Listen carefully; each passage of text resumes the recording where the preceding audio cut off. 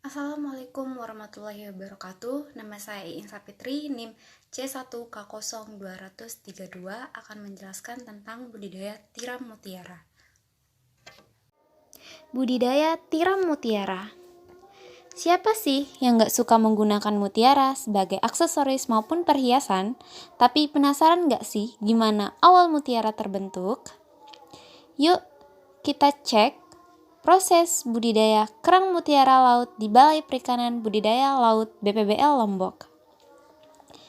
Nah, mutiara dapat terbentuk dari dua proses, yaitu proses alami dan proses insersi. Kali ini kita akan membahas budidaya dengan proses insersi.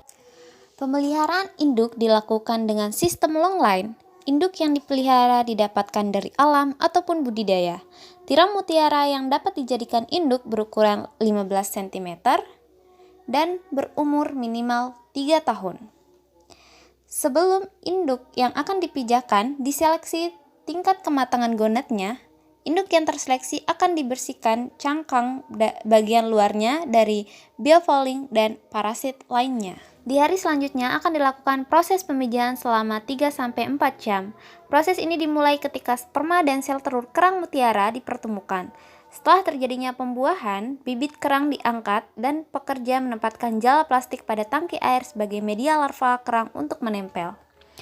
Makanan utama kerang tiram mutiara adalah jenis alga. Biasanya jenis alga yang digunakan adalah Isogressis galbana dan Monochlorosis lutheri. Larva mulai diberi pakan setelah mencapai fase D-sep atau D1.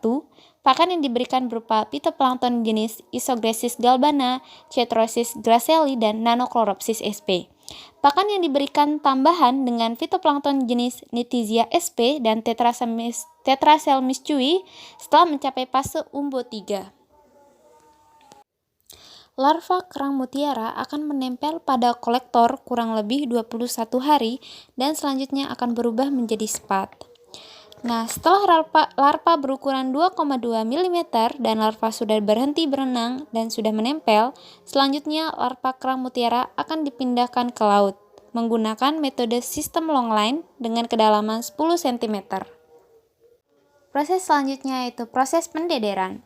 Pada kegiatan pendederan hanya meliputi pergantian jaring pembungkus pocket net, penjarangan spat yang menempel pada kolektor, dan dipindahkan pada pocket net, serta membersihkan cangkang kerang dari parasit.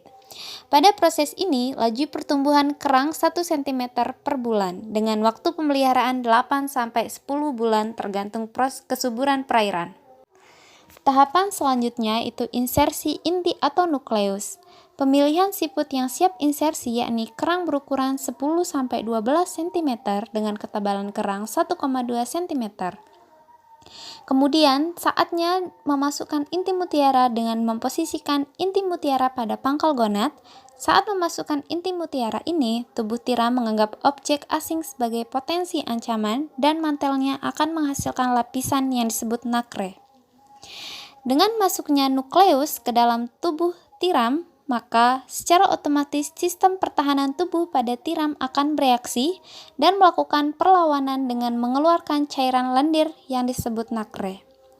Apabila dibiarkan lama, cairan nakre ini akan terus menumpuk dan mengeras sehingga akan membentuk lapisan mutiara berwarna indah pada nukleus.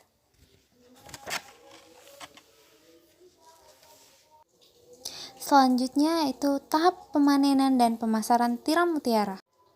Setelah masa pemeliharaan 18-24 bulan, panen dapat dilakukan. Pemanenan dilakukan setelah terlihat posisi bagian mutiara, maka dibuat sayatan di dalam gonad dekat dengan ventral swelling dengan menggunakan pisau opener. Kemudian mutiara diambil ke dalam gonad dengan menggunakan nucleus carrier. Selanjutnya hook tetap menahan tempat sayatan. Mutiara bulat hasil panen ditempatkan ke dalam wadah kecil yang berisi air agar dicuci dan terakhir dimasukkan ke dalam wadah.